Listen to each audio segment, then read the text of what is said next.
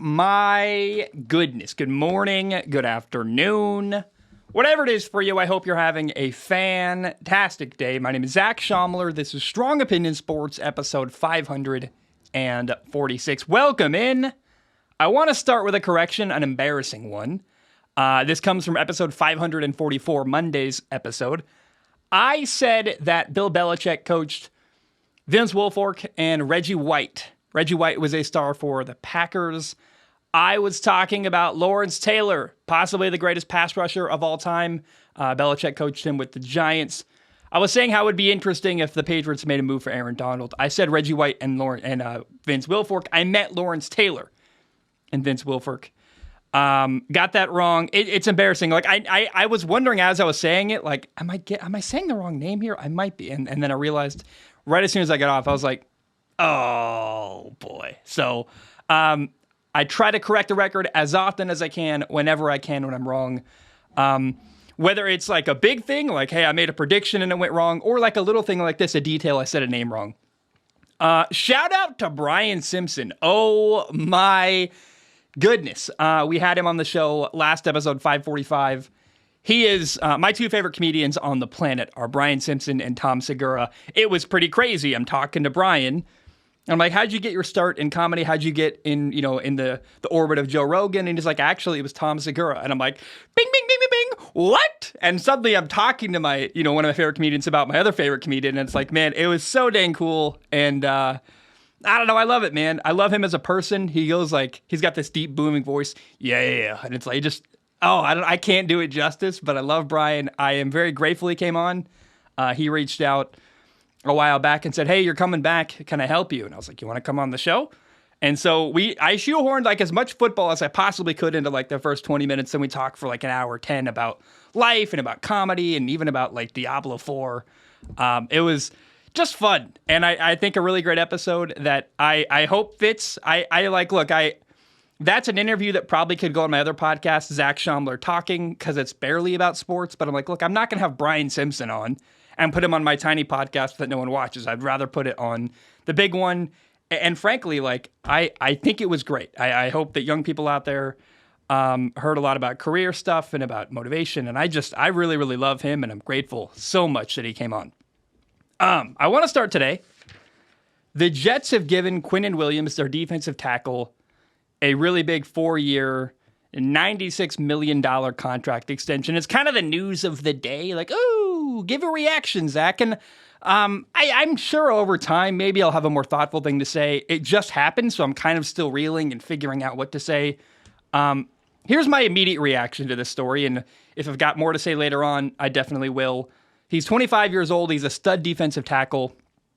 I have no problem with this move. It's a lot of money. It's not even $100 million. I find it just kind of inoffensive. Like, okay, there we go. That's pretty solid. It comes out less than $25 million a year. He is what Vince Wilfork once was to the New England Patriots. He is a guy who works hard. He's a great leader. There's no drama. There's no problems. He shows up to work every day, does a great job, consistently delivers on the field.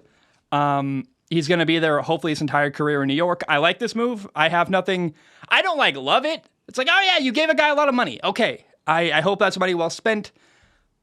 But my surface level analysis here is that, look, he does nothing bad. There's nothing like, problematic about him. He's not got any bad habits. He's not a problem in the locker room. In fact, he's great for the locker room. He's anything but. He's really positive for the locker room. I love him. He's like really, really a guy that I would want to play with. And so, I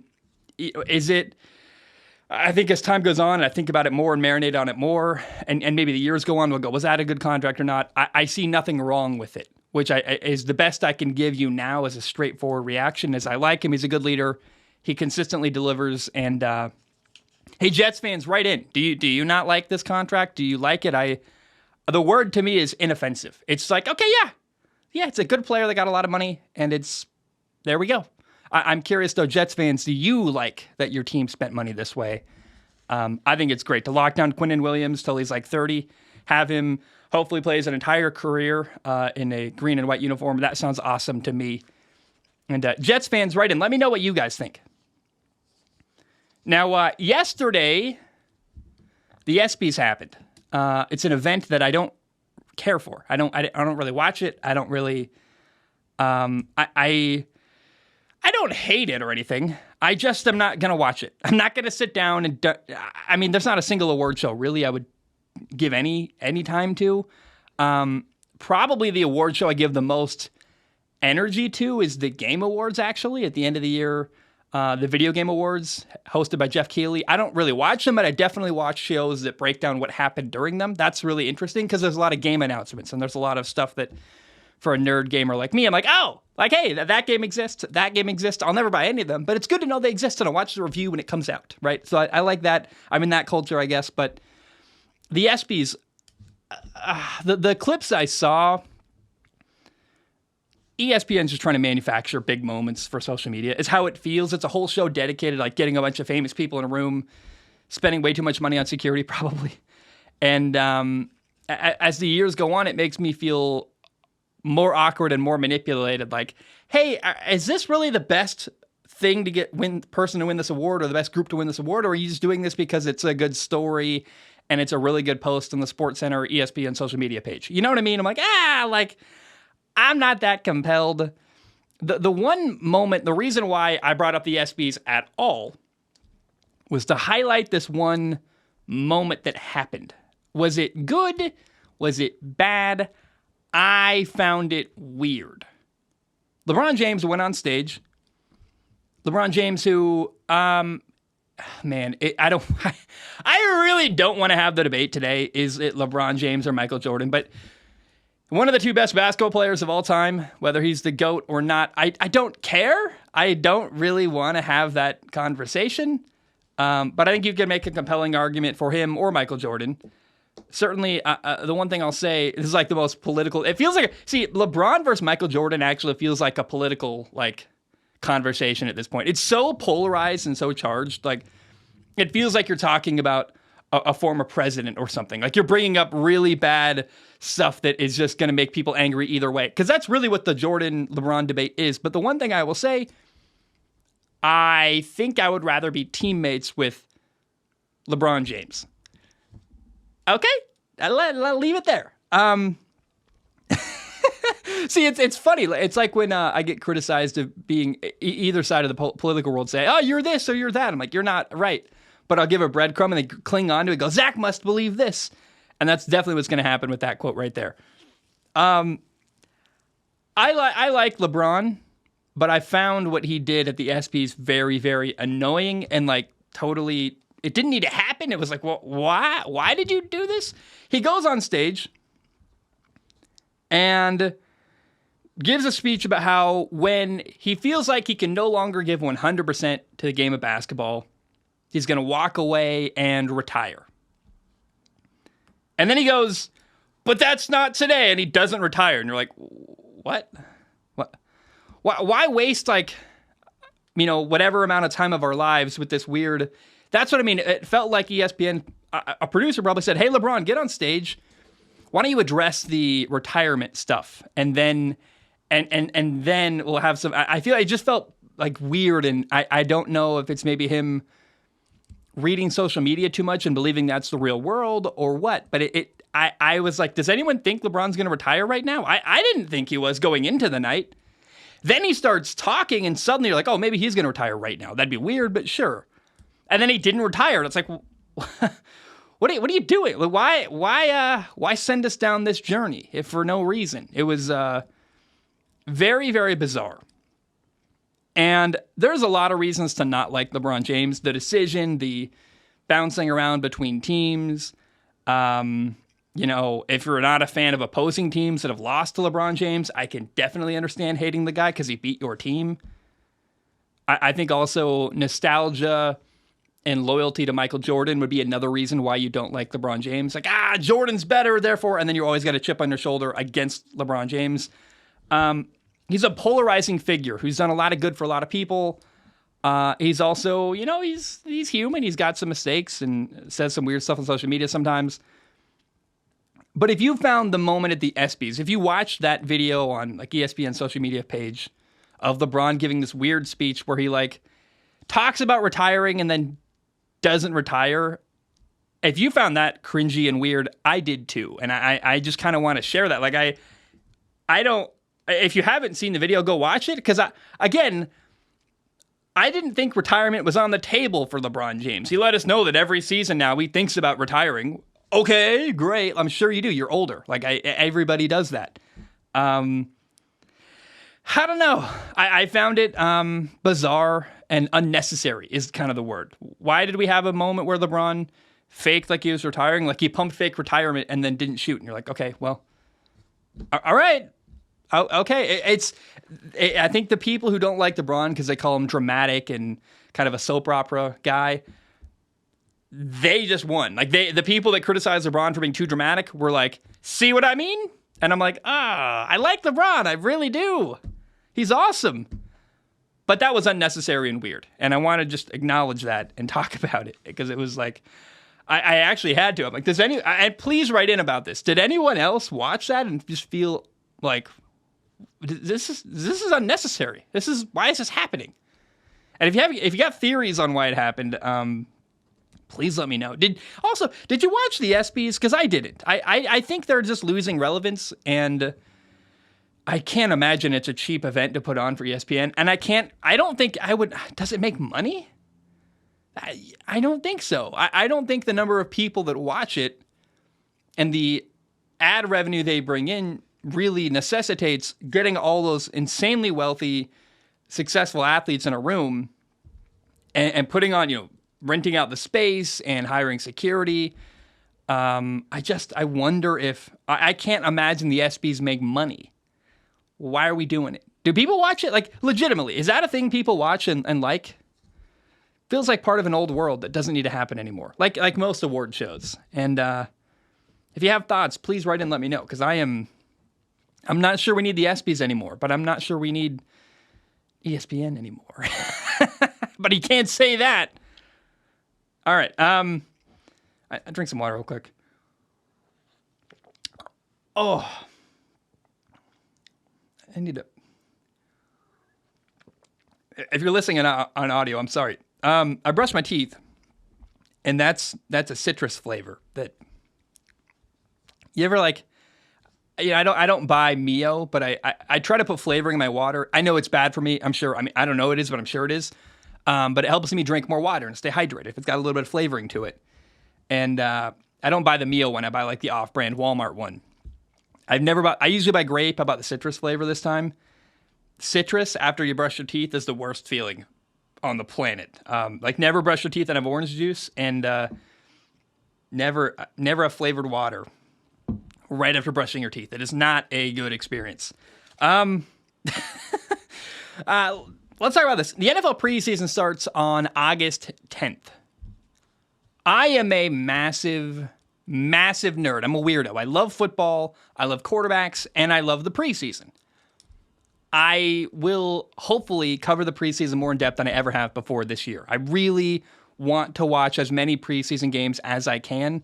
I'm not going to watch the ones with bad matchups or where good players aren't playing.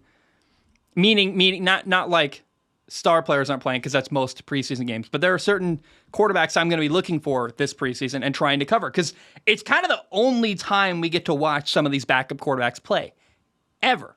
And I really enjoy it. If you're a quarterback nerd like me, you're like, oh my gosh, an opportunity to watch, what's the name of the kid out of,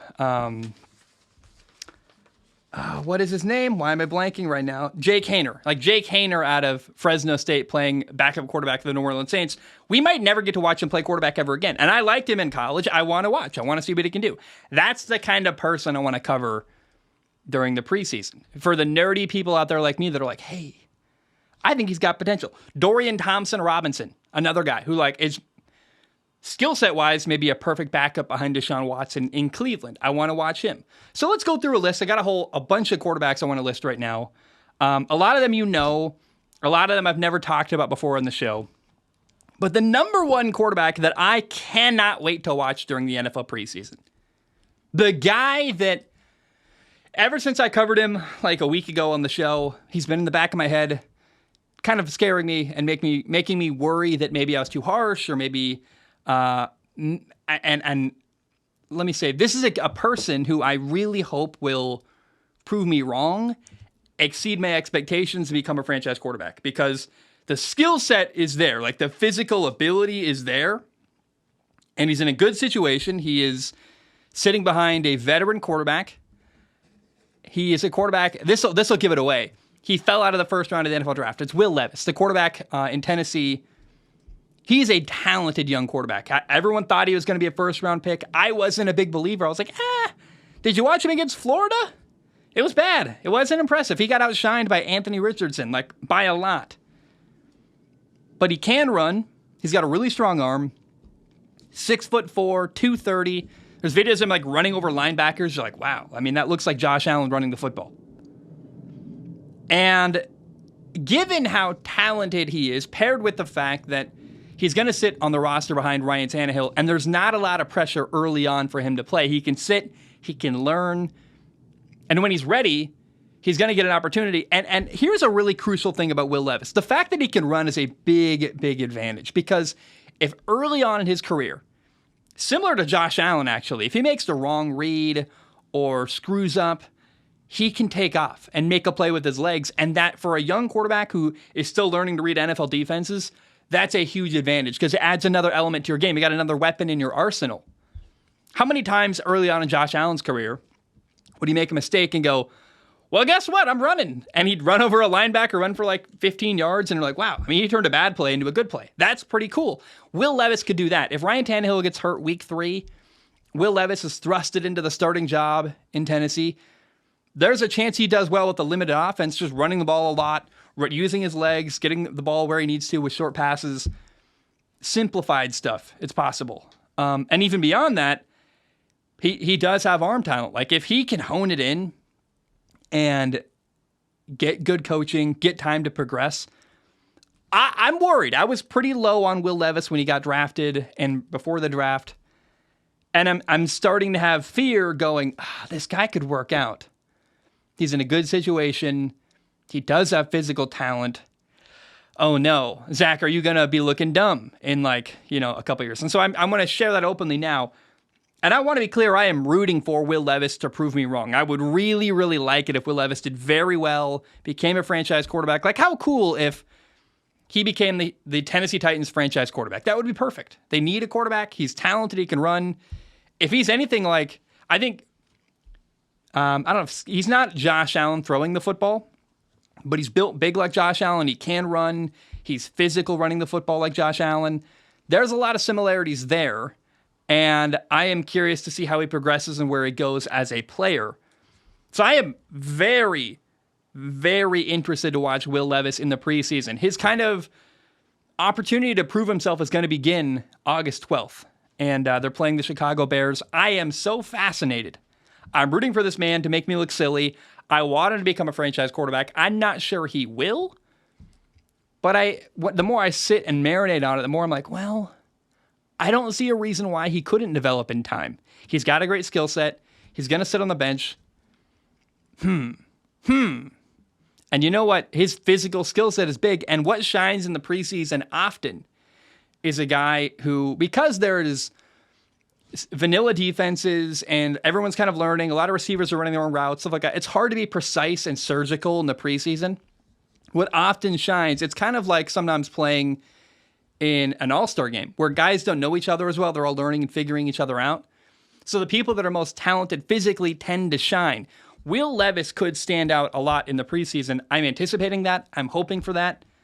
And despite my, I don't know if criticism is the right word, but I've been really low on Will Levis so far.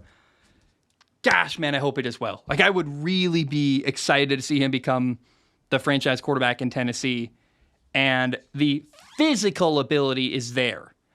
Can he read a defense? Can he be disciplined with the football? Is he going to get hurt? He does not protect himself when he runs at all. That concerns me. No, he's not built like Tua, but keep your eye on Will Levis. August 12th, they play at Chicago. And it's either, I know they play Chicago. I don't know where they're playing, quite frankly, but they're playing Chicago August 12th, and I am tuned in. I'm very excited, very interested to see how that goes. Packers quarterback Jordan Love. He's taking over as a starter this fall. I've covered him a lot, and I don't expect to see a lot of Jordan Love this preseason. But I'm still curious. He's going to be replacing Aaron Rodgers, and I think this just speaks to how excited I am for his year in general. Even a taste of Jordan Love, a couple drives here and there during the preseason, I'm like, whoop, I am locked in with binoculars. How is that going to go? I'm so curious. And I cannot wait till week 1 for some of these guys. Sam Howell, Desmond Ridder, Jordan Love, quarterbacks who are starting for the first time and have so much to prove. I cannot wait to see what happens. And it's going to start in the preseason with Jordan Love. Man, I want to see what their offense looks like. I think really the preseason excitement for me is that I just can't wait till week 1. And this is a taste, just a small little slice of what it's going to look like all year long, and I can't wait for it. Similar to Jordan Love, I talked about him a second ago. Sam Howell, Desmond Ridder. Sam Howell in Washington, Desmond Ridder in Atlanta. I miss football, man. I really do. And the first drive we see with Desmond Ridder, I believe they're going to run the football a ton. I don't even know if Bijan Robinson, their first-round running back, is going to play. But design-wise, I'm really curious to see what Desmond Ridder looks like. Are they calling a lot of design quarterback runs? Are they simplifying things? Is it heavy play action like I believe? I can't wait to see the system around both Sam Howell and Desmond Ridder. Remember, Sam Howell's got Eric Bieniemy as offensive coordinator, the former offensive coordinator in Kansas City, working with Andy Reid, Patrick Mahomes, and Bieniemy is eager to prove himself. So I expect creativity, fun, unique stuff, putting Sam in a good position to win and do well. And again, preseason is where it begins. It'll be the first opportunity to see a little bit of what they got going on in Washington and Atlanta. How about big drama? The big drama when it comes to NFL preseason is this quarterback battle in San Francisco. The 49ers have Sam Darnold and Trey Lance. Okay, a lot of people have been angry at me when I've said that Trey Lance is the third-string quarterback in San Francisco. That is how my understanding, I want to be very careful with my words here. That's my understanding of the situation right now, is that it's Brock Purdy, Sam Darnold, then Trey Lance, okay? You may not like that, but that's my understanding of the situation.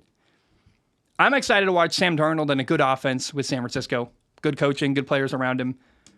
First time pretty much ever in his entire NFL career. Sam Darnold, if Brock Purdy struggles, Sam Darnold might be the franchise quarterback in San Francisco. This is going to be the best opportunity of his life to do well and succeed. Think about it. Jets, Carolina. When does Sam Darnold ever put on a good football team with good players around him after college? I'm waiting. Oh, you don't have an answer? Because it's not happened. He was coached by Adam freaking Gase in New York. You're not telling me Sam Darnold's going to be better with Kyle Shanahan and a really, throwing to George Kittle, Brandon Ayuk, handing off to Deebo Samuel, an incredible offensive line, handing off and throwing to Deebo Samuel, by the way, because he's apparently both a running back and a receiver. Or maybe he's more of a receiver and a running back. Whatever. I don't care. That's not my point. My point is, if they got weapons in San Francisco and good play design, and here's another thing. Brock Purdy's skill set is a guy who can't run around and make plays. He's a pocket passer. That's more what Sam Darnold is. So if you're going to build an offense around Brock Purdy, who fits into that offense better, Sam Darnold or Trey Lance? I think Sam Darnold's more likely to be able to execute that kind of offense than Trey Lance is, given his skill set, given his background as an NFL quarterback. Trey Lance has been in the NFL for 2 years and barely played. Oh boy. I cannot wait to watch Trey Lance during the preseason. We haven't really seen him play. I think it's the most interesting quarterback battle in the NFL right now, actually, is who is the backup quarterback in San Francisco, Sam Darnold or Trey Lance. I think we're going to see a lot of them in the preseason. I'm excited for it. And, look, Trey Lance can do stuff throwing the football and running the football that Sam Darnold simply can't. He's got a massive arm. He can run like crazy, but Sam might be more polished. He might execute better. He might take care of the football better. I know that's crazy to say about Mr. Sam Darnold, who's had a horrible NFL career to this point, but remember the context. He played with the Jets when they were awful. He played with the Panthers and a failed head coach, Matt Rule. So I am so interested in what's happening in the backup quarterback role in San Francisco. And what happens if Brock Purdy isn't ready week 1? Who's going to play, Sam or Trey? What happens if Brock Purdy gets hurt? Who's going to play, Sam or Trey? I don't know. Trey Lance or Sam Darnold that's a fun quarterback battle in San Francisco that I recommend you tune into. Because how they play in the preseason is going to really matter on the depth chart. And not that it doesn't for other people too, but that's a big one. A good football team that could win that's historically had a lot of quarterback injuries. So if you're the number 2 quarterback in San Francisco, historically there's a high likelihood you were going to play. Last year they went through 3 quarterbacks. So I don't know, man. I am really, really tuned into San Francisco this preseason to see what's going to happen between Sam Darnold and Trey Lance. How about Bryce Young, man? Number 1 overall pick in Carolina. I would have drafted Caleb Williams if he could have come out this year in the NFL draft. I would have drafted him over Bryce Young. I think Caleb Williams is incredible. And if he does, some people are talking about how, Caleb Williams might fall down the draft board and not be the number 1 overall pick next year. I dare you to not draft Caleb Williams number 1 overall next year. Draft the kid out of North Dakota State or out of North Carolina if you want instead. Go ahead, do it. Go do it. I think Caleb Williams is amazing. It reminds me of when Trevor Lawrence was in college in Clemson and he had to wait 1 more year till he could come to the NFL. And people are like, what if Trevor Lawrence falls in the NFL draft? And you're like, guys, that's not going to happen. He's the best quarterback today. He would have been number 1 overall pick this year. I feel the same way about Caleb Williams. However, really close behind him was Bryce Young. Bryce Young was the best quarterback available in this year's draft class to me by a mile. He was so much fun to watch in college, dude. This guy, it's like he had eyes in the back of his head. His ability to run around and extend plays, make throws from different arm angles, his body twisting in different ways on the run. And it was a little stuff. Like he would make a man miss, extend a play, and find a swing route for a check down. And I'm like, that's the best play I've seen all day, and no one's going to talk about it. You're not going to see it on SportsCenter. But his awareness, his ability to read defenses, his ability to distribute, he's like an incredible point guard. He just gets the ball in the hands of the best people available. He's hard to tackle. He takes care of himself. He keeps plays alive and runs around, but he rarely takes a hit. Like he's so good at avoiding getting hit. I don't know. He must have sat behind Tua and learned a lot and was like, you know what? That guy gets hit a ton. How about I not play like him? But Bryce Young, my goodness, he's amazing. And going to be day 1 starter in Carolina. I think there was a year of overlap, right? I think he was a freshman, like a true freshman, to his last year at Alabama. Is that correct? I think so. I think there was overlap between him and Tua at Alabama. If I'm wrong, I'm wrong, and someone can call me out on it. I'm just spitballing here. I want to see Bryce Young in the preseason make a lot of mistakes early so that he can learn and not make those mistakes during the regular season once we really get going with real football. So I want to see Bryce Young play. I want to see him make mistakes and have things go wrong so he can get it on film and go, hey, let's not do this, let's not do that. Be better with your eyes here. Correct all that stuff so week 1 he's ready to go. He's coached by Frank Reich in Carolina, a guy who was not very good as the Colts head coach. There's a lot going on there, though. Frank Reich had a revolving door at quarterback. He also had an owner, Jim Irsay, who I would not want to work for because he's just all over the place and I think kind of a hard person to work for, actually. And even if Frank Reich was terrible in Indy, I think that's a little overblown. I don't think he was terrible. I think he was a guy who made a lot of mistakes and was in a tough situation with, he thought he was going to get Andrew Luck at quarterback, and then very quickly that did not happen. And he had to, for years, scramble to try to find a good quarterback after that, which was just a really not a good situation for him. But let's imagine, even if Frank Reich truly was just awful when he was in Indy, I think of the times in my life where I've learned the most, it's the times where I've done really dumb, really bad stuff. The times where I've screwed up. Not like dumb, like, oh my God, I can't believe it. More like, hey, that was a bad mistake. That was like, my thought process was wrong. I learned from it. I'm trying to do better now. I would imagine Frank Reich has learned from all of the things that went wrong in Indy as a head coach and is going to be more prepared to be a head coach in Carolina. I'm interested. I'm excited. I think he's going to put his young quarterback, Bryce Young, in a position to do well. And man, I am very, very interested to watch Bryce Young during the preseason. How about C.J. Stroud? From the number 1 pick to the number 2 pick. C.J. Stroud, the number 2 overall pick in Houston. Here's what I can't wait to watch from C.J. Stroud this preseason. So when it comes to Bryce Young, I'm interested in the mistakes he makes. I'm interested in just watching him because it's like watching a human highlight reel. He's just fun to watch. Like, not like he makes big plays all the time, Bryce Young. But Bryce Young is just like, when it comes to sound quarterback play, getting the ball in the right person's hands, making a man miss, like it's textbook. It's like the little stuff that he does makes me go like, oh, that's amazing. CJ Stroud, what I want to watch with him is going to be the system around him. He's got a guy, Bobby Slowick, which is not the last name I would want. Slowick. Like, ooh, that's your last name's Slowick? Okay. That's our offensive coordinator, though, in Houston. Not to pick on him. Sorry. I'm sure he's heard that his whole life. I hope he's got tough skin and can handle it. He was the 49ers passing game coordinator last year. He did a good job. The stuff he worked with, and it's a title. I don't think he was responsible for everything that happened with Brock Purdy and Jimmy Garoppolo and how well they did throwing the football in San Francisco last year. But certainly he had a role in that. And certainly DeMeco Ryans said, hey, I want to elevate you. You're doing a good job. Let's bring you to Houston, be my offensive coordinator. I'm not sure what to expect. And that's why I want to watch CJ Stroud in the preseason, is to see what Houston puts around him, the players around him, the offense around him. I've got confidence. I think he's going to be like a Jared Goff, Kirk Cousins level quarterback. I don't know that he's ever going to be a top 5 quarterback, but he's certainly going to put up a lot of yards, throw the ball a lot, be very successful during his NFL career.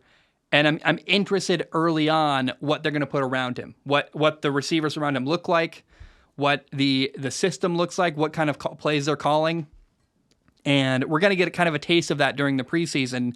And based on what we see in the preseason, I can then make a lot of decisions when I make predictions to see how Houston's going to do. So I am interested in CJ Stroud in the way that I can't wait to see what Houston puts around him.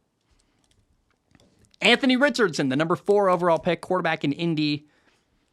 I do not expect Anthony Richardson to be the starting quarterback for the Colts week 1. I don't know that he's going to start a game all year. He probably will because, again, I don't like Jim Irsay. He's a bit impatient, the owner of the Colts, and I could see him week 14 being like, yo, we're losing. Put the young guy in. I'm not paying you to run a team your way. I'm paying you to run a team my way. He might strong-arm them into putting Anthony Richardson in late in the year. But I think Gardner Minshew should be the quarterback of the Colts for a lot of the year, if not all year, because of where Anthony Richardson is when it comes to development. He is not quite ready yet, in my opinion. The stuff he does well is beautiful and amazing. But in college at Florida, the bad stuff was really bad. You're like, oh, that's a awful interception. You're like, what the world was that? What in the world was that? Like some bad stuff went down last year at Florida with Anthony Richardson, but the good was amazing. High highs and low lows. I want to see him, get a little more even when it comes, less of a roller coaster and more of just a gentle boat ride, through like San Antonio, Texas, and the little, riverfront. Right? I want a smooth, gentle boat ride.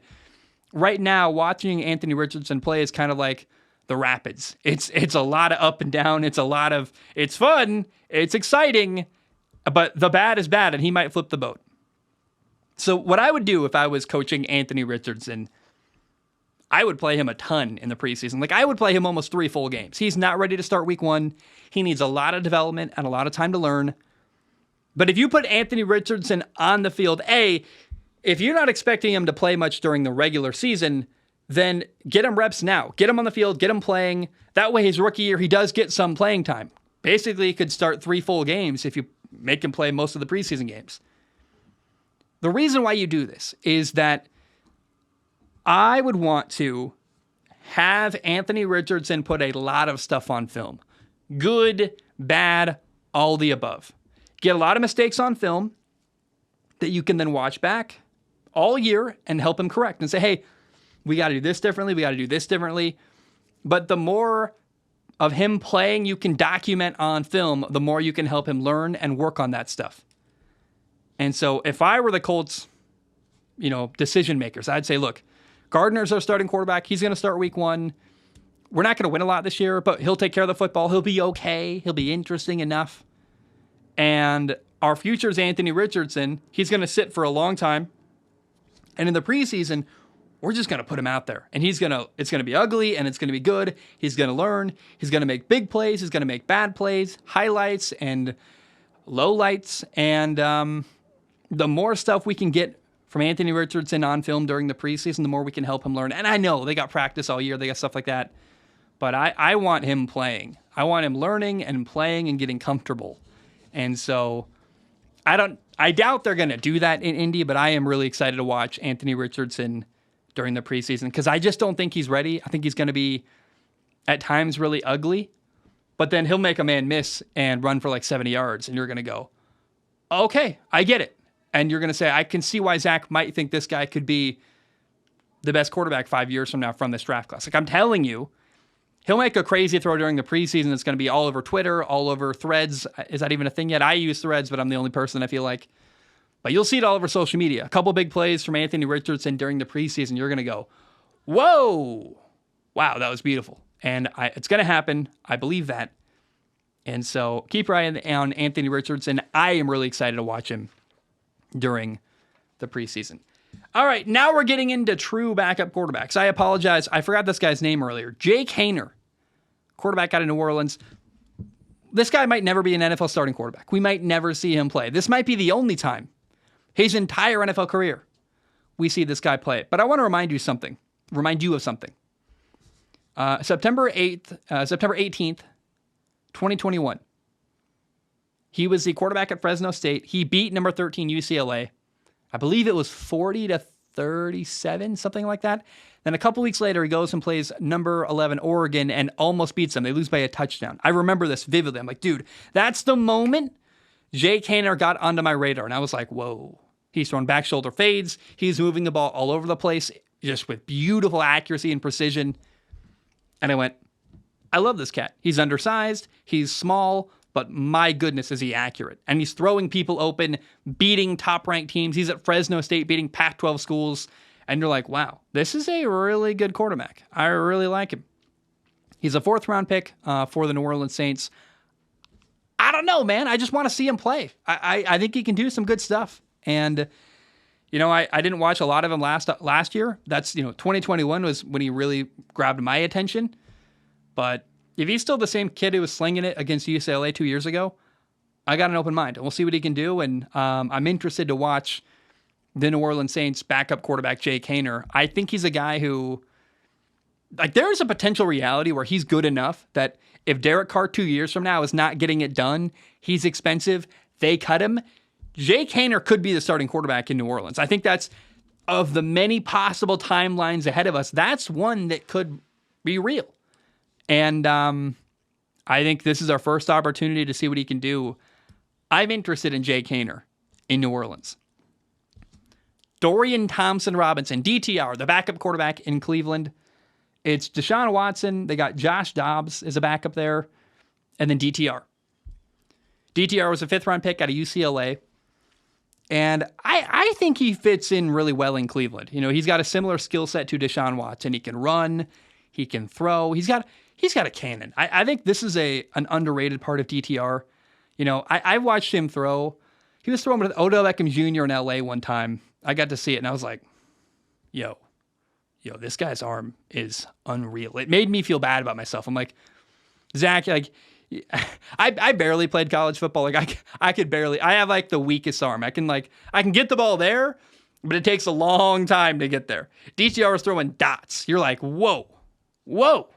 That's amazing. I remember just being blown away by his arm strength and arm talent. He can run, he can throw, and he can run the zone read really well. I am interested to see what Dorian Thompson-Robinson can do during the preseason in Cleveland.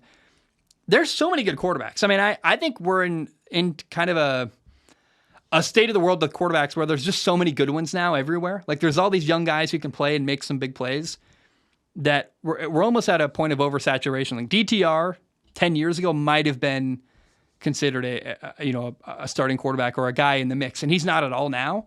That's interesting to me because there's potential there. And I am so fascinated to see what DTR can do in Cleveland, and can he make noise in the preseason? I think he can. Stetson Bennett, backup quarterback in LA. It's funny, they've got Brett Rippon, a career backup, and then Stetson Bennett, who I think could become a career backup. Similar to like Chase Daniel or something like that. He's a Rams rookie 4th round pick out of Georgia. It's possible he flames out and does nothing in the NFL. It's also possible Stetson Bennett shows up, works hard, asks the right questions, keeps his head down, and walks away playing 10 years in the NFL, making like, $20 million. And you're like, hey, that's a lot of time well spent. That's a guy who never played, held a clipboard for years, and did all right. And the time or two he came in, similar to like Matt Barkley in Buffalo, hey, wow, he did a good thing or two. Oh my gosh. Now, I am curious because, and you got to remember, Stetson Bennett, there's kind of a meme out there. He spent 6 years in college and got no degree. And who was it? Was it kid out of Ohio State? Who was that really amazing quarterback? Cardell Jones was like, well, he wasn't playing school. And it's an all-time great quote about that. I love that. But he did transfer a lot. That's probably part of why he didn't get a degree. And he was focused on football. One thing I'm interested in with Stetson Bennett is he got in trouble off the field this offseason. Didn't seem to affect him too much in the NFL draft. He was drafted in the 4th round, which felt higher than I expected, actually. He won back-to-back national titles in college. I don't know what to expect, but if he's going to be the career backup, I think he could. It's going to have to start during the preseason, and so I'm tuned in. I want to see how Stetson Bennett does as a preseason quarterback in the NFL. And it could either be a guy who, he lasts like a year and doesn't stick and ends up out of the league really quickly, or it could be a guy who lasts 10 years. That's his possible career path. I don't really see him becoming the next Brock Purdy, who comes out of nowhere, becomes a franchise quarterback. But hey, we'll see. And so I'm interested to watch Stetson Bennett during the preseason simply because he's noteworthy. He did a lot of good stuff at Georgia. I thought at times he was, almost underrated. Some of the best stuff Stetson Bennett did at Georgia was whoa, he's making plays, dude. He's beating really good football teams and really good defenses and not getting credit for it at all because his reputation is he's the guy who got carried to a national title at Georgia. He won back-to-back national titles with Georgia. The first one, he got carried there. He had a really great team around him. They led him to a title. The second title that Stetson Bennett won at Georgia, he led them to a title. He was the playmaker. He wasn't handing off to great players, having a defense carry him. He was making big-time plays. He really settled in his final year at Georgia. So I have an open mind, man. We'll see what he can do. One more guy who, man, I don't know if this guy's going to stick or not. I like him a lot. He's got a lot of heart. So when I say arm strength, I don't mean he can't throw the ball very far. Because I can throw the ball 60 yards. But I can't drive the ball on a line. Trent Dilfer once told me, hey, the reason why you're not in the Elite 11 is because you can't throw that deep comeback route quickly enough to get it on a line. And he was, it takes a lot in me to say he was probably right? I just couldn't drive the ball with a ton of zip on a line into a tiny little window. I could get it there, but it would take a long time. Max Duggan, the quarterback out of TCU, 7th round pick, backup quarterback for the LA Chargers. He doesn't have a weak arm, but the ball takes a long time to get there. But he can run. He's got a lot of heart. He makes good decisions. He's a guy who I am interested in. Heart, he fought. I watched him give everything he had in the college football playoffs. I watched him make a lot of big plays all year. TCU was incredibly fun to watch last year because of Max Duggan. And so I'll tune in. I'll watch a game or two. What can Max Duggan do in the NFL? Maybe nothing. But he also, because of his ability to run around, and he certainly doesn't have the ability to throw the ball like Justin Herbert, but he can throw the ball accurately. Maybe he's an ideal backup behind Justin Herbert for a long time in LA. I don't know. But these are the kind of people, you're never going to hear anyone sit down and talk about Stetson Bennett, Max Duggan, Dorian Thompson-Robinson, Jay Kaner. These are backup quarterbacks that we throw away and never think about. And these are the people that I am so interested in watching during the NFL preseason to see, like, hey, what can they do? And if I get it right, if I make a prediction, if I watch the preseason, I see Stetson Bennett do well, and I'm like, hey, that guy's a 10-year backup, and then it happens, is it weird that I would get satisfaction from saying, yeah, I saw that, like, that's a prediction no one's going to make? Oh, 10-year backup. But if he does that and that happens, that'd be kind of cool to me. I'd be like, sweet. And he also, I like Stetson Bennett. Like, he seems like a guy who, how do I say this? Like a normal dude who just, has worked hard and kind of climbed the ladder. And a 10-year career for Stetson Bennett, walking away with like $20 million at the end of it, that's a really, really good career for him. And I think that's an achievable goal for Stetson Bennett. I'm sure he's got higher hopes. I'm sure every player wants to become a franchise quarterback at some point. Everyone tells themselves they're the man. But when I look at Stetson Bennett, that's what I see. And that's fascinating to me. Maybe he flames out. He got in trouble. I think he was drunk or something this offseason. There was some stuff that happened off the field. That's a bit concerning. I remember watching him after winning the national title go on Good Morning America, I believe. Dude was hungover as all get out. So, does he take care of business off the field? What happens when you give a young man a lot of money? I don't know. I don't think he's Johnny Manziel, though. So we'll see. All right. How long have we been going? I wonder. 46 minutes? Are you kidding me? I was worried that today's show was going to be short and like not going to be long enough. And suddenly I'm like, now we're longer than I thought. I was aiming for an hour today. We're already at 46 minutes, 45 roughly, whatever that is. Okay, I'm feeling way better. I'm going to end the show today with questions from Patreon. Patreon.com/Zach Schaumler. Patreon.com/Zach Schaumler. It's $1 a month. Please do support me. You can donate more if you want to. Like, there's a $5 tier. There's a $10 tier. I need to probably at some point do a better job of figuring out my Patreon. Like, currently I just say if you donate, if you give more than $1, it's all the extra money you're giving is a donation, but it does help run the show and keep the lights on. But for $1 a month, I do not guarantee to read your question on the show. My only guarantee is I look at every single question with my eyeballs and I pick the top couple to read on the show. But man, you guys, I pick as many as I possibly can. I read almost everything written into me on the show. And I think tomorrow's episode is going to be like 10 Patreon questions. I think we're going to do a lot of Patreon questions tomorrow, and I'm excited about that because we got a lot of backlog of stuff I want to read. So anyway, Erik starts today. Erik says, "Hey, Zach, glad to see you're back. I've been a fan for years. This is a bit of a unique question, but I was wondering how you predict how teams, or for that matter, players, will perform in the upcoming year. Like, obviously, teams like Kansas City are relatively easier to predict, but when I look at teams like the Jets, I have no idea what to expect. How do you analyze teams before the year has started and you have nothing to go on so far?" So what I do, Erik, I look at the roster. I look at their schedule. I go game by game. I measure everything. I really take a lot of time. I even tell myself stories like how this game is going to go. When Buffalo plays Kansas City I don't even know if they do this year. I haven't looked at their schedule yet. But if they do, that's the kind of game where I'd go, well, it's going to come down to the end. Who do I feel like's got a better edge in this moment? Who are they? What game do they play the week before? Is the game in Kansas City or Buffalo? Is it later in the year, earlier in the year? Who do I think is going to make a play? Like, I really do like a whole story of what I think is going to happen in that football game. And then I pick a winner. I don't share you the story I came up with, but I tell you what I ended up deciding. And game by game, I measure everything. Who's got better players, coaches, what might happen here, what might happen there. I really create a whole narrative in my head of how the year is going to go for every NFL team. And part of how you do that is you have to predict how players are going to play and how much players are going to progress and get better. For example, Mac Jones or Kenny Pickett are quarterbacks who I think are going to get better this year. The question is how much, and that's got to be reflected in my predictions. So at some point, you got to just pick a side. You got to say, hey, I think this team's going to do this year. Their quarterback's going to do well. It's going to improve these other players, like their young receiver might do better because their quarterback got better. And you pick a narrative that you believe about that team, and then it echoes like a spider web through everything.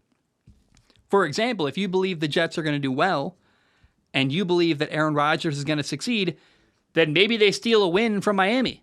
Maybe they beat the Patriots. Maybe they steal a win from a good team. Like if you think they're good, that should be reflected in how their season goes. And, we're only like a week or two away from starting. I'm going to do 2 rounds of predictions this year.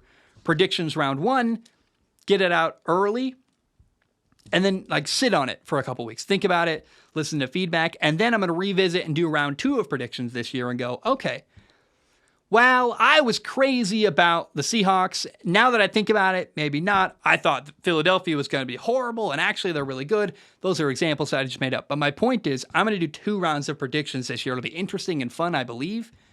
And then I think there's value in doing it once, sitting on it, thinking about it, listening to feedback, and then letting people challenge my opinion, and then going, either I believe it more than I thought it did because I got challenged and it didn't hold up to, and it held up to scrutiny. Or, when I got challenged on my belief on this team or this quarterback or this player, I realized I might have been wrong, and I reevaluate and move things around. But whenever you pick a team to win, there is a team on the other side that loses. And a lot of people that do predictions say like, they just throw out numbers. These teams are going to go 9-8 and 10-7, and then mathematically, there's only like, I believe, 162 wins to go around. And if you have a bunch of teams and you add up all their wins for a lot of predictions, it's literally not possible. Like, people aren't going through every game and picking a winner and then reflecting that as a loser on the other side. I do that. I do a lot of prep. I take a lot of care. It takes a lot of work. But I think it makes it more interesting and much better. And I create basically like a whole little universe of what I think could happen. And, I think, my prediction shows are some of the hardest work I do when it comes to preparation and writing. And it's also, while you're preparing, it'll take a week or two to prepare, like literally like a 60-hour week to prepare. And I got to spread that out during 2 weeks because I got to also do regular shows while I'm preparing that after work. So it's a lot, but it's worth it. And I think it reflects in that my prediction shows are really, really high quality. I'm very proud of them. I really believe in them. And I'm excited to share them this year. It's going to be really fun and really cool. And don't worry about me because how do I say this? Because you have to do all your predictions at once. You got to get all 32 teams ready and then break them up into like 4 episodes throughout the week. So it'll be like 2 weeks of work. I'll be doing a regular week, and on the side of that week's worth of normal work, I'll be also preparing predictions. But the week of predictions is really easy because then you got 4 shows literally already made, and so you're not after. I'm probably over-explaining this, but you basically have to get everything done early. But once you get everything ready, the week of actually recording and putting that stuff out is pretty manageable and really, really easy. So it's a lot of preparation ahead of time. Aidan writes in. Aidan says, "Hi, Zach's balls." You said it. Do you think that Sean McDermott is on the hot seat if the Bills' season ends in another disappointment? Well, let's back up. Hi, Zach's balls. Don't know why you said that. Thanks, Aidan. Do you think that Sean McDermott is on the hot seat this year if the Bills' season ends in another disappointment? Do you think it was premature to extend him and Brandon Beane this past month? Finally, what did you consider a successful season for a team like the Bills, Bengals, and Kansas City, etc.? Is anything but a Super Bowl win or appearance a failure from these teams with such high expectations? Thanks. Glad you're back, bro. Thanks, Aidan. When you said hi to my balls, maybe you meant eyeballs. Maybe it's a typo. Maybe it's not, and you're getting spicy. Either way, let's talk about Buffalo first. I think Buffalo is satisfied. I think they are happy with where they are. Is that complacency? I think a little bit. The Buffalo Bills were bad for so long. I think they're just grateful to not be horrible. But I would really like to see Buffalo aggressively fight to get better and move farther down into the playoffs. And I worry that their head coach, Sean McDermott, hit his ceiling. And he's a defensive coach with one of the best quarterbacks in the NFL. They lost a really good offensive coordinator, Brian Daboll, to be the Giants head coach. It makes me wonder, should Brian Daboll have been the coach of the Bills? Do you want an offensive genius to be the guy working with your young quarterback, Josh Allen? Is it kind of a waste to have Josh Allen, this talented, incredible quarterback, not working with an offensive coach, but working with the defensive coordinator. Like if Sean McDermott's, I'm blanking on the name of their offensive coordinator in Buffalo. He once played quarterback for the Hurricanes in Miami. But if he leaves and goes to be a head coach somewhere else, they're going to have their third offensive coordinator in the history of their young quarterback, Josh Allen. And that's not great. I look around the NFL, and Patrick Mahomes has an offensive head coach who's going to be with him probably his whole career, Andy Reid. Joe Burrow's got Zach Taylor.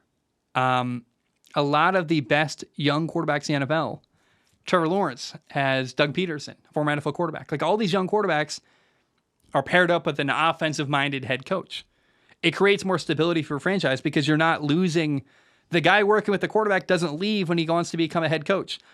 I don't know that it's great that Josh Allen is paired with a defensive head coach. I think that's a problem long term. Sean McDermott did a great job building Buffalo into what they are. Can he get any farther? I don't know. I think you might have to hire someone else to get Buffalo farther down the road and win a Super Bowl. I just don't think Buffalo wants to do that. They don't want to hire another guy. They are happy with the success. They're winning. They're building a new stadium. They're making money. Things are good. I think they could be better, but if you make a move to try to be better, you are risking the stability you have. And so I would almost challenge Buffalo and say, look, I think you're getting complacent. You like winning. It feels good. You make it the playoffs every year. That's awesome. Do you want to win a Super Bowl? Do you? It doesn't look like you do. You gave Sean McDermott an extension. So far, he's been unable to get it done. And he's let good coaches Brian Daboll leave because Brian Daboll didn't want to be an offensive coordinator for his whole career. Brian Daboll took the Giants to the playoffs with Daniel Jones, made Daniel Jones look good. Like, am I the only one who thinks, hey, Buffalo might have been better off with Brian Daboll as their head coach? I'll say it. So I think that, frankly, Buffalo's a bit complacent. They're a bit, they're happy with where they are, but it's not where they want to be, in my opinion. And so I'll say it again. I think Buffalo would be better if Brian Daboll was their head coach, the Giants head coach now, who was once the Bills offensive coordinator.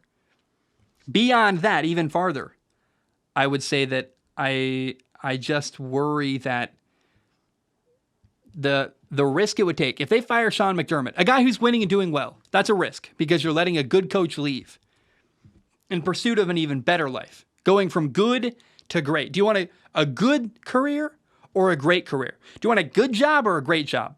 Do you want a good season or a great season? Do you want to make the playoffs or win a Super Bowl? And in order to go from good to great, you take a risk. You gamble. You roll the dice, and you hope they land on a good one. You might fire Sean McDermott, hire an offensive coach who's horrible, and you fail. And I don't think Buffalo's willing to risk failing. But if you're not willing to make the risk to change head coaches, you might miss out on a Super Bowl.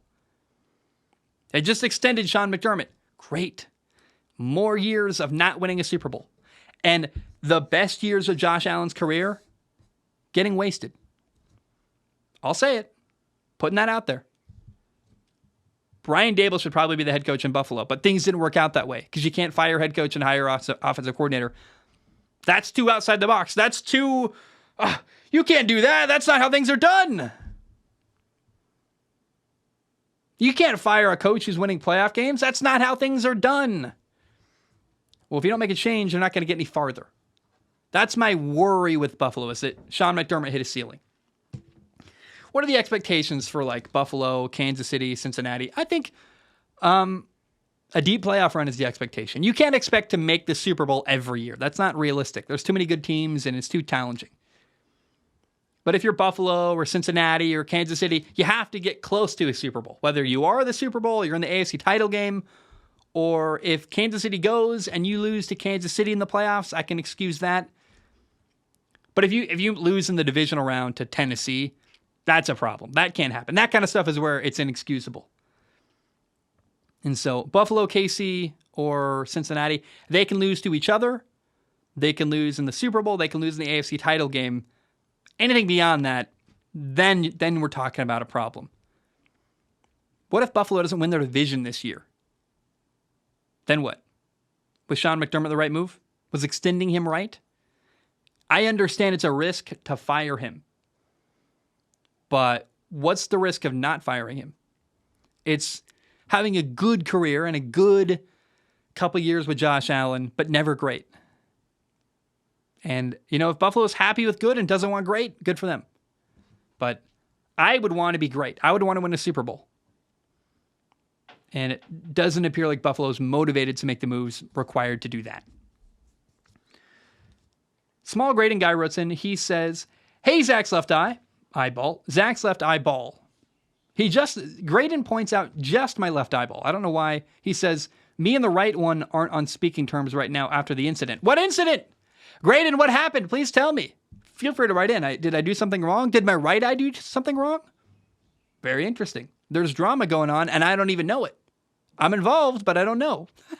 What's happening here? If there was one quarterback from today that you could send back in time to compete in a different style, what would it be? And if you could bring one quarterback from the past to compete in today's game, who would it be? I wouldn't send anybody back in time because I wouldn't subject anybody to that. Running the football every play, getting your butt kicked, getting your head beat in all the time. I think a lot of quarterbacks from today... Josh Allen's a quarterback. Like he's Terry Bradshaw. Josh Allen could go back in time and play in the 80s or the 70s. He's big and tough, but a lot of these smaller guys, Kyler Murray, Baker Mayfield, I don't know if they would physically, Tua would not last playing football in the 80s. Like he would have got his butt destroyed. Like he would have got, thrown to the turf and smacked around and, saying butt destroyed and then saying those terms. But the rules were different, right? Players got hit way harder. Quarterbacks were not protected.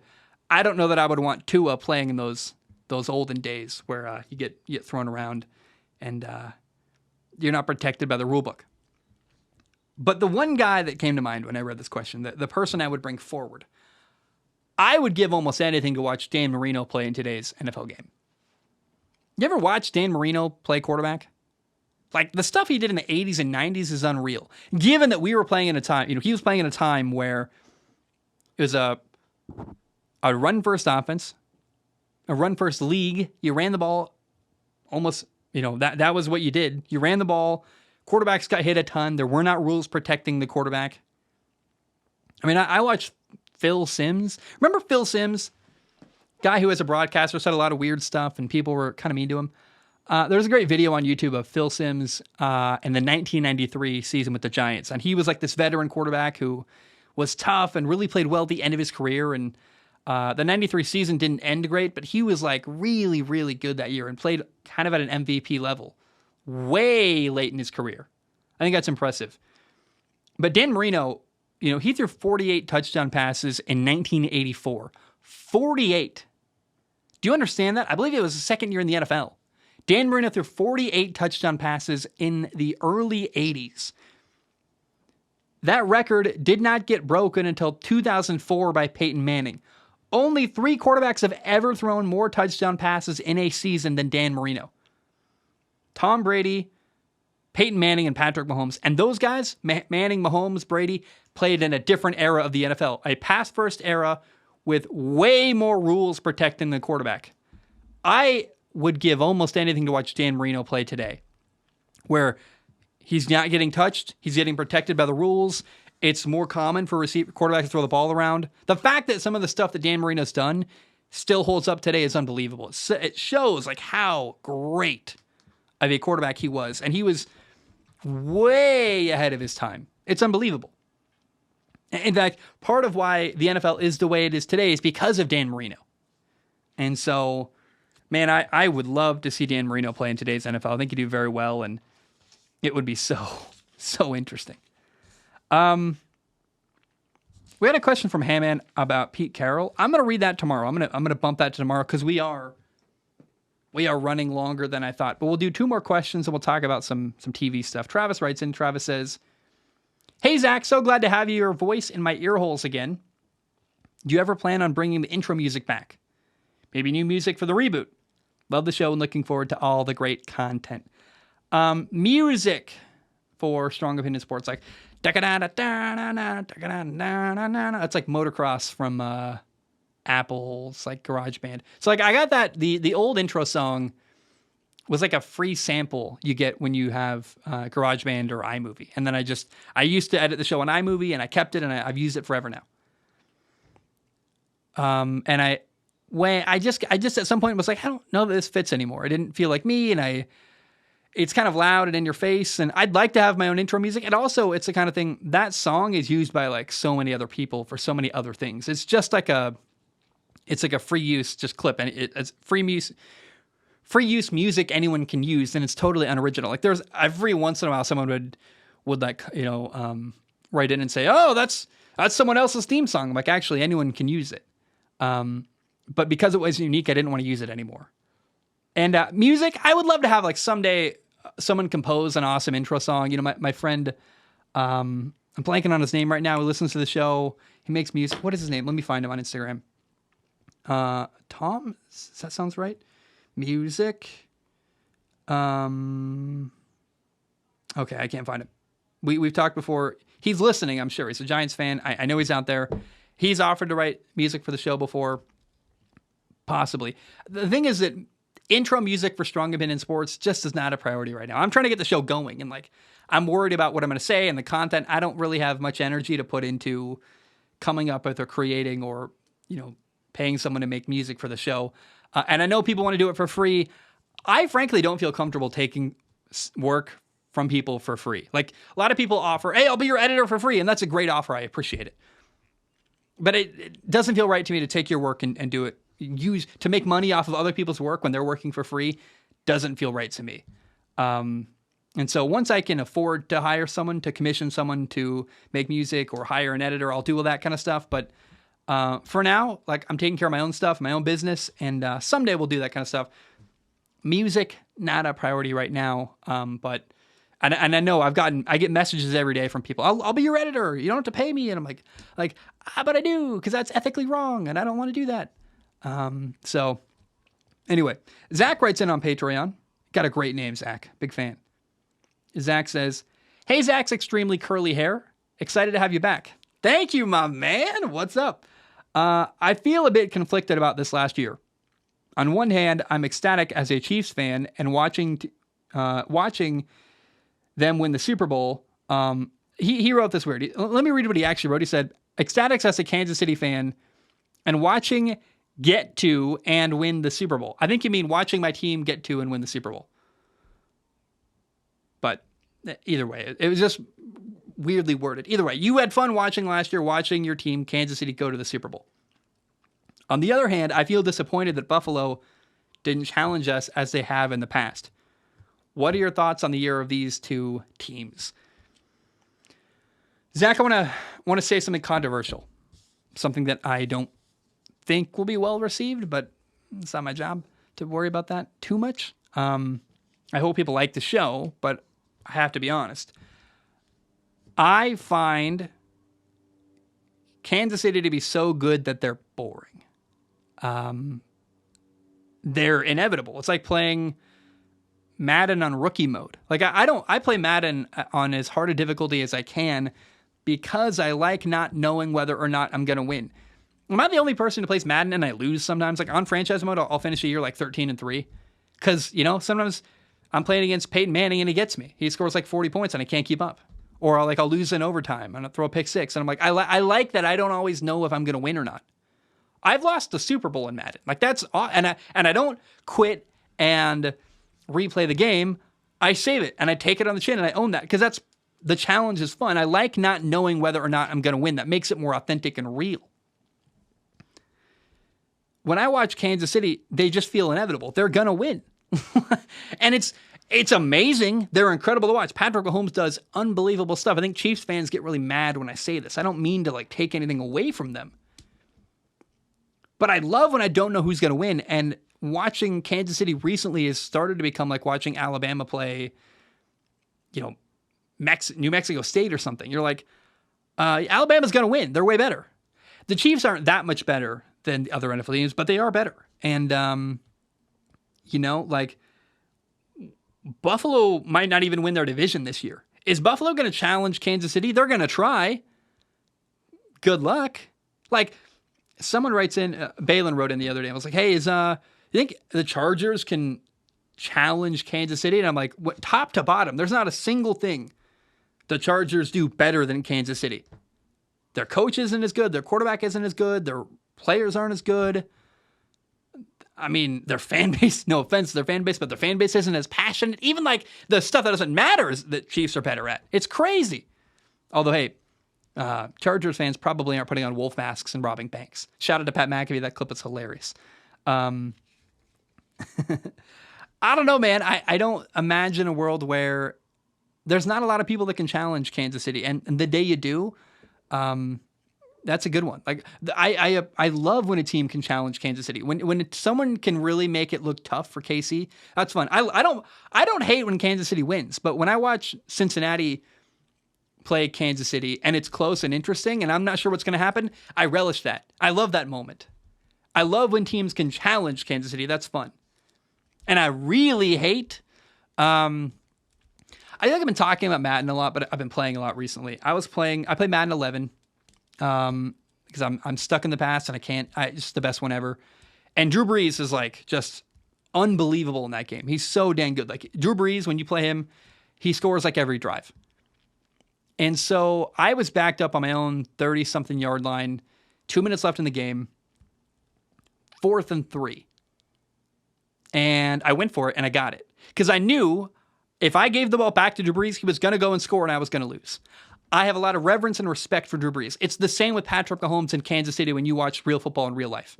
If 4th down against Kansas City, you got to go for it. You got to gamble. You got to take risks. You cannot kick field goals. You have to go balls to the wall and give them the very best you possibly can, and you do not play it safe.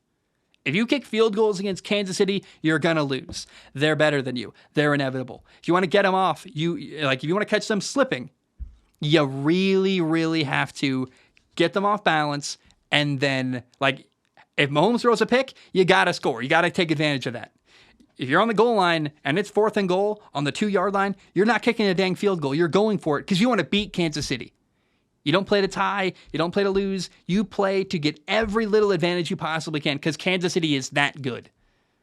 So in some ways, they're really interesting because when they get challenged, it's fascinating. When a team can stand up to Kansas City, I lean in. A couple times the Raiders have been close last couple of years. The Raiders have like played really good games against them and almost beaten them. And I love that. I think they even did a time or two. But my point is that I love watching Kansas City. Like, they're really interesting and really fun, but they lose me just how often they win. They start to feel there's like a sense of hopelessness that no one can challenge them. And that, not great for like a football fan like me who just wants to be, I want to be at the end of the 4th quarter and not know who's going to win. And regularly when you watch Kansas City, game's over, like way earlier than that. Sometimes going into the game, I'm like they're playing, gosh, who's horrible in the NFL right now. It's getting better. You know, a couple of years ago, they played like the Browns, right? And when Patrick Mahomes played the Browns, I'm like, this is not even, game's not even in question. They're going to win. It's just, I don't even know if that actually happened. I'm throwing an idea out there. Like, NFL teams are getting better and more and more even. But when KC plays Houston, do we think Houston's got a chance? Ideally they do, but come on. So, I don't know. Like, look at Buffalo's division. What's realistic for them? The AFC East is loaded. Miami's really good. The Jets have Aaron Rodgers. That could be great. Mac Jones has a real offensive coordinator, Bill O'Brien. It's possible Buffalo doesn't even win their division this year. So the gap between Kansas City and Buffalo is massive, in my opinion. Massive is a strong word, but there's a gap. Like, Kansas City is definitely better than Buffalo. By the way, I was talking to, I did a fantasy football phone call, kind of scheduling and planning we had a Strong Opinion Sports Fantasy League coming up. We got 12 spots locked, 4 available if you're out there. Logan, so maybe only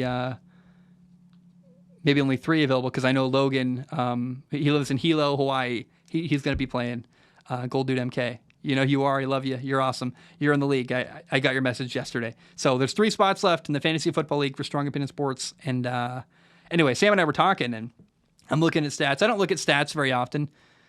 Did you know that Tyreek Hill and Jalen Waddle combined for over 4,000 yards receiving last year? Tyreek Hill had like 1,700, Jalen Waddle at 1,300. That blew my mind. I was like, wait, is that actually, that might be only 3,000.